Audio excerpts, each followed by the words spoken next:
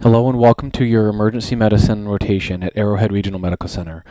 I'm Ben Arshamba and I'm one of the residents at Arrowhead, and I'm going to talk you through some of the important points before you start your rotation. First of all, our shifts are all 12 hours long, from 7 a.m. to 7 p.m., or 7 p.m. to 7 a.m. in the evenings. You'll have a mix of both night and day shifts during your rotation. The exception to this is on Wednesdays when we have a resident lecture series from 7 to 11 a.m. in the morning. You will report directly to the lecture hall on these days and then return to the scheduled pod at 11 a.m. to complete your shift. If for some reason there's no lecture scheduled that day, you'll go to the original pod that you were assigned at your original start time, which is 7 a.m. Please make sure that you show up early to all of your shifts, about 15 to 20 minutes, to review the charts in your area and familiarize yourself with the pod. Also make sure that you check in with the resident that you were assigned to so that they know that you are there and ready to work, and get your blue shift card signed. You should have this blue shift card on you at all times during your rotation. One of the most important aspects of your emergency medicine rotation is showing up to work regularly and on time. If you need to trade your shifts because they do not work for you or something comes up, you need to contact the emergency medicine chief in charge of scheduling as soon as possible. Unfortunately, we are unable to accommodate other changes as we rely on our off-service residents and students showing up on time and regularly in order to make the department flow effectively. You should also plan on staying a little bit over each shift, about 15 to 20 minutes on average, to make sure that the pod is cleaned up and that your resident doesn't need any help before leaving. If you're going to be absent because a legitimate concern arises without prior knowledge, make sure that you contact the emergency medicine attending that's on for that day. If in doubt, you can contact the BC attending at 909-580-4361. Make sure that you receive approval before calling off. If you feel you're too sick to carry out your shift, please come to the ER to be seen and/or treated as necessary. If you have any other questions about shifts and scheduling, please see the instructional sheet in the student manual. Again, on Wednesdays, we have our Emergency Medicine Resident Lecture Series, which is mandatory for all students and residents on service. This typically runs from 7 a.m. to 11 a.m. in the mornings, and the Combined Trauma Conference is held in the Oak Room with the General Surgery Service. This lasts from 7 to 8 a.m., and then we'll move to the Citrus Conference Room for the Emergency Medicine specific training from 8 a.m. to 11 a.m. with short breaks in between. Of note, if you work the Tuesday night before the scheduled lecture or the Wednesday night after the scheduled lecture, you are only expected to attend the lecture from 7 a.m. to 9 a.m. On Tuesday and Thursdays, there is the Emergency Medicine Student Lecture Series located in Citrus or the ED admin offices, which are both located on the first floor of the MOB building. This lecture starts at 7:15 a.m. and we appreciate you waiting until the senior resident arrives because they will be receiving handoff in Pod C prior to their lesson. Before each lecture, take some time to review some of the emergency medicine core content that will be discussed as noted on the lecture series schedule online. You can also rent a case files book from the ED admin staff for $7 for the month, and please review this ahead of time as well. All students on service must attend a minimum 6 out of 8 of the lectures and get their blue sheet signed off for each one. But if you are applying for an EM residency position, you should attend all lectures if at all possible. Emergency medicine should be one of the most interesting and fun rotations of your medical education, but it directly reflects the work and effort that you put into it. The more time you spend learning the skills of emergency medicine and working hard, the more you will be rewarded with interesting cases and possibly even procedures. There are a lot of procedures to go around, but senior residents get first priority on performing all procedures. After that, the responsibility falls to the junior resident or intern, and they will often pass it on to you, as many of our interns are signed off on their procedures. If you would like to perform a procedure in the department, make sure that you are prepared to do the procedure, and you can discuss the indications, contraindications, anatomy, steps, and equipment needed with your resident prior to performing the procedure. The more prepared you are, the more likely the resident will trust you and think that you are competent to perform the procedure, and the more likely you will be to be successful.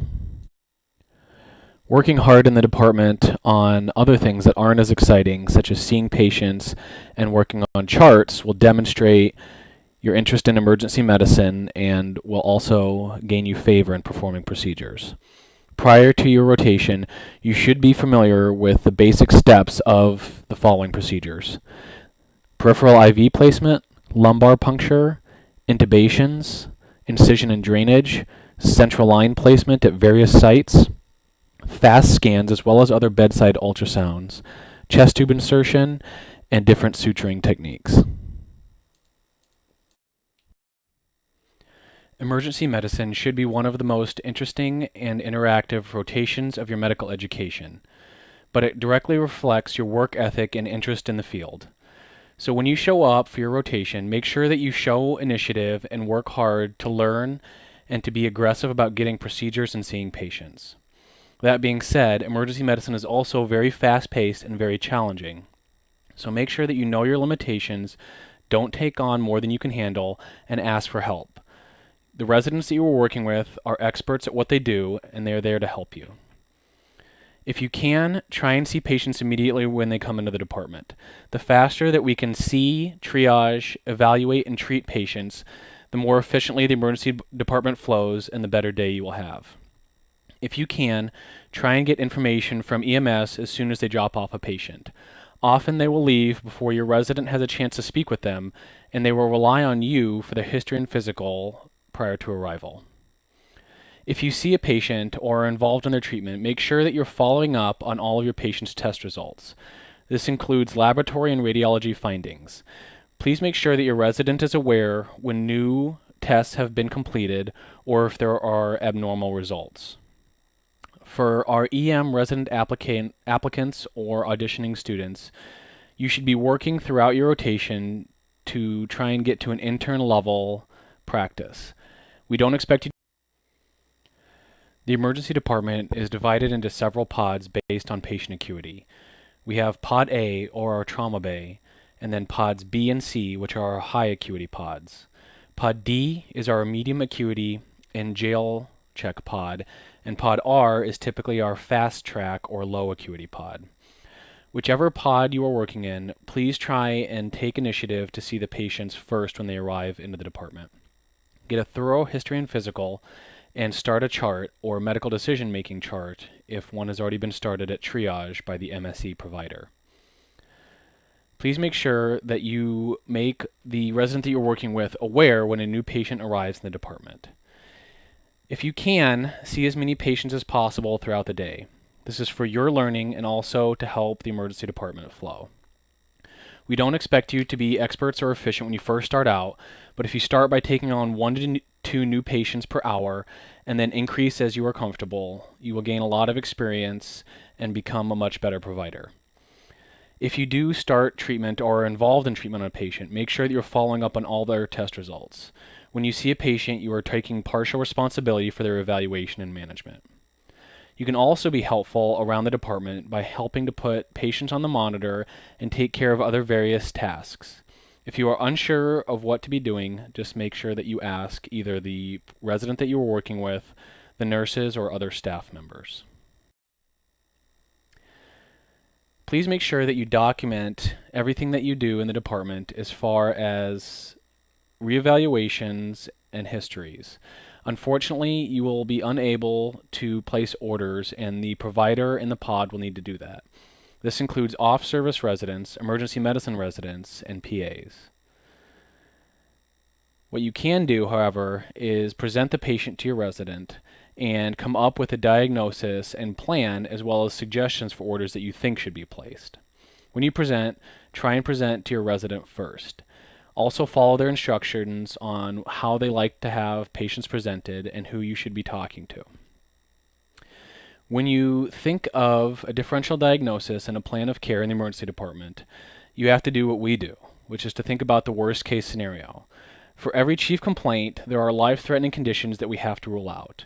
Try and keep in mind how you would do this or how you have ruled it out based on your history and physical. From the moment a patient walks in the door, we are also having to consider whether this patient will have to be admitted or is safe for discharge. Try and keep this in the back of your mind as you are treating patients. Our electronic medical record system is Meditech, which is a pretty straightforward EMR that generates charts and order sets based on a patient's chief complaint. Students are encouraged to start new notes or medical decision-making notes when they see a new patient, when they do a reevaluation, or when interventions occur during a patient's treatment or care. Students are not allowed, however, to document on the physical exam section, and off-service residents, EM residents, or PAs need to fill in this portion. Please make sure to fill in all of the asterisk fields as much as possible, as they are required to create a complete chart. Please refer to the ARMC Emergency Medicine Student Handbook for more details on using Meditech, and try and familiarize yourself with the system prior to starting your first shift. It will be difficult to learn the system at the same time when you are working and new patients are coming in and out of the department at a rapid rate. We are lucky in our department to have several advanced ultrasound machines for our use. We use them throughout the day to assess various conditions and on various types of patients. They are very expensive, however, and delicate machines, so that we ask you to engage in some basic ultrasound etiquette when you're using them. First of all, never roll over the cords with the wheels of the machine. Try and keep the cords as neatly coiled as possible while you are using and storing the machine. Also, always plug in the machine when not in use, or if possible, when you are using it within a room.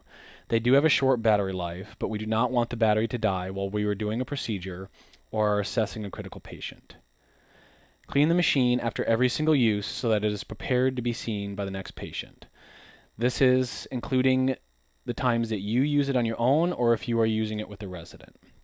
If you see a dirty machine, please take a minute to stop and clean it. There are 3 ultrasound machines in our department that are available for use. The first one is in Pod A, or our trauma bay, but we ask that this machine remains in the trauma bay if at all possible at all times, as we have critical trauma patients coming in throughout the day and night. If you need to use this machine, please make sure that you clear it with the trauma nurses prior to using it or removing it from the pod. There is another full-sized ultrasound machine in pods B and C in the hallway. This machine should also stay in those 2 pods if at all possible. If you need to take it out, please make sure that you clear it with the residents on both sides. There's a smaller, more portable ultrasound machine in between pods D and R. This machine can be used throughout the department and has the same capabilities as the other 2 machines. Try and be proactive about using the ultrasound during your rotation. Ultrasound can be used for more complaints than you think, and you're here to learn about the machine and gain expertise. The way to do that with ultrasound is to use it as much as possible. One of the most important scans that we do in our department is our FAST scan. This is focused assessment by sonography in trauma, and it has to do with finding free fluid in patients that are actively bleeding or after a trauma.